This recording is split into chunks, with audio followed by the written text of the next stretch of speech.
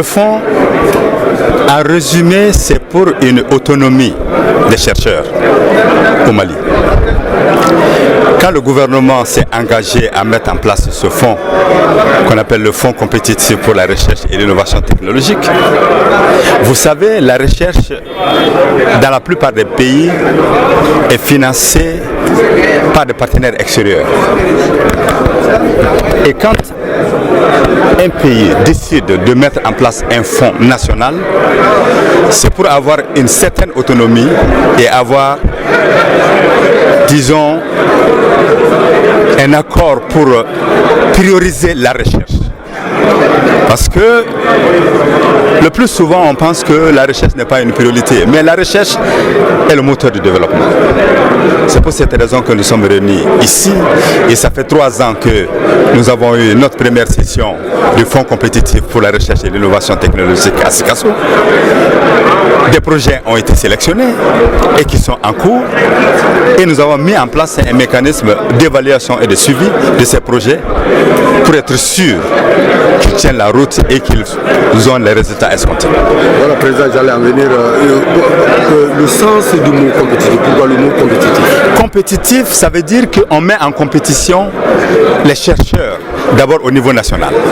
Et on met en compétition également les équipes de recherche. Vous savez, la recherche n'est pas individuelle. Pour avoir un niveau de qualité de recherche, il faudrait des équipes fortes. Et j'ajoute toujours des équipes fortes et compétitives. Ce que nous avons mis en place ici comme Fonds compétitif pour la recherche et l'innovation technologique, c'est d'abord une compétition au niveau national. Et il va sans dire que toutes les équipes qui sortiront du lot pour obtenir ces financements sont des équipes qui sont à même de compétir sur le niveau international pour obtenir des financements suite aux appels internationaux de financement de la recherche. Bon, le dernier point, Monsieur le Président, et cet atelier, quels seront les grands points de cet atelier?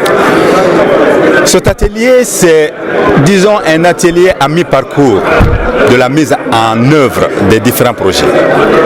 Parce que les projets ont été financés il y a juste 1 an. Certains ont été financés pour 2 ans. Il y en a qui ont été financés pour 3 ans. Et certains ont été même financés pour 4 ans.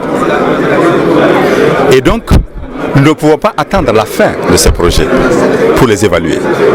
Et donc, cette session-là, qui est la première session depuis le financement des projets, a pour but de voir quel est le niveau d'exécution et la qualité de l'exécution de ces projets, afin qu'on puisse faire des recommandations aux chercheurs pour la suite. Donc c'est l'essentiel. En fait, à la fin de cette session, les équipes sortiront avec des recommandations fortes de la commission scientifique pour la suite des projets. Merci, Président. Le coût du financement, c'est combien? 2 milliards par an.